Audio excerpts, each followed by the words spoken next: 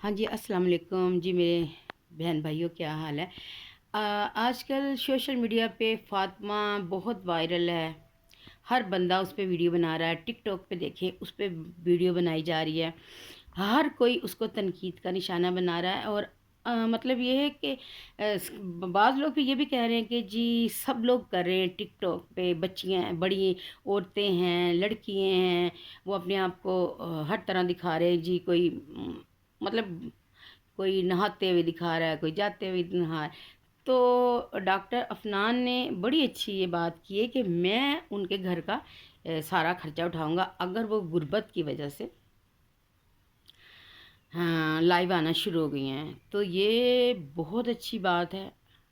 अगर मतलब कोई भी शख्स ऐसे बढ़ के किसी की मदद करे तो कभी भी ऐसे नहीं हो सकता कि इस्लामी माशरे में कोई भी बेरारवी का शिकार होगा या कोई बुरे काम करेगा।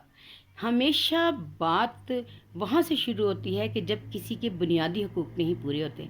जैसे कि उनकी फैमिली बताती थी कि जी हमारे घर का मसला है, खाने के लिए नहीं है।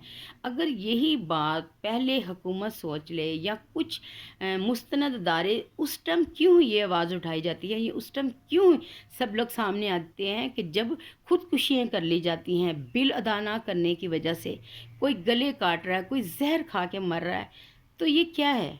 अगर पहले ही आसानियाँ पैदा कर दी जाएँ लोगों के लिए, तो फिर किसी को ऐसा कदम उठाने की ज़रूरत ना पेश आए। अब जैसे कि उस बच्चे, कितने सालों से हम लोग भी इसको देख रहे हैं टिकटॉक पे, पाकिस्तानी फैमिली या फातिमा व्लॉग। तो वो क्या है, वो अपने यही रोते थे ना कि जी हमारे पास बिजली का बिल नहीं है, या हमारे पास पंखा नहीं है, फ्रिज नहीं है। लोग उनको गिफ्ट भेजते थे। ठीक है। आहिस्ता आहिस्ता क्या हुआ कि उनके मांगने की या उनकी ख्वाहिशात बढ़ती गई। और अब जब शेर मारना शुरू हो गए लोग उनको, या ऐसे हो गया, तो हर बंदा जनाब जी उठ के तनकीद कर रहा है। और फिर ये डॉक्टर अफनान जैसे लोग भी कह रहे हैं कि जी हम उनका खर्चा उठा लेंगे। बहुत अच्छी बात है, अप्रिशिएट करना चाहिए।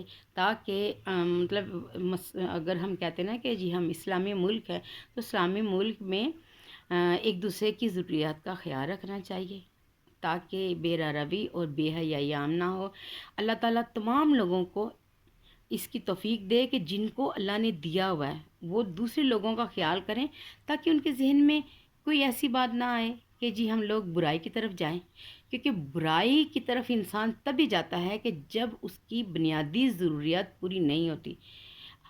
अब जबकि वो बच्ची कह रही जी पढ़ने वाली है, पढ़ने का उसको हो, जब उसके पास पढ़ने के लिए नहीं होंगे, तमाम सहूलतें मैसर हों, तो फिर ही स्टडी होती है ना। तो इसलिए लोगों को पहले ही इस बात का ख्याल करना चाहिए।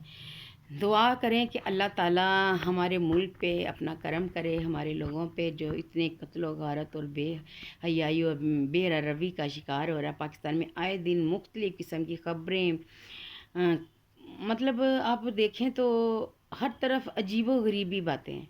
तो अल्लाह ताला हम लोगों को बचा के रखे, हमारी बच्चियों को, हमारी आने वाली नस्लों को, हमारे बच्चों को अल्लाह अपने हिफ्ज़-ओ-मान में रखे और उनको नेकी की हिदायत दें। दुआ में याद रखिएगा। मेरे चैनल को लाइक और सब्सक्राइब करें। अल्लाह हाफिज़।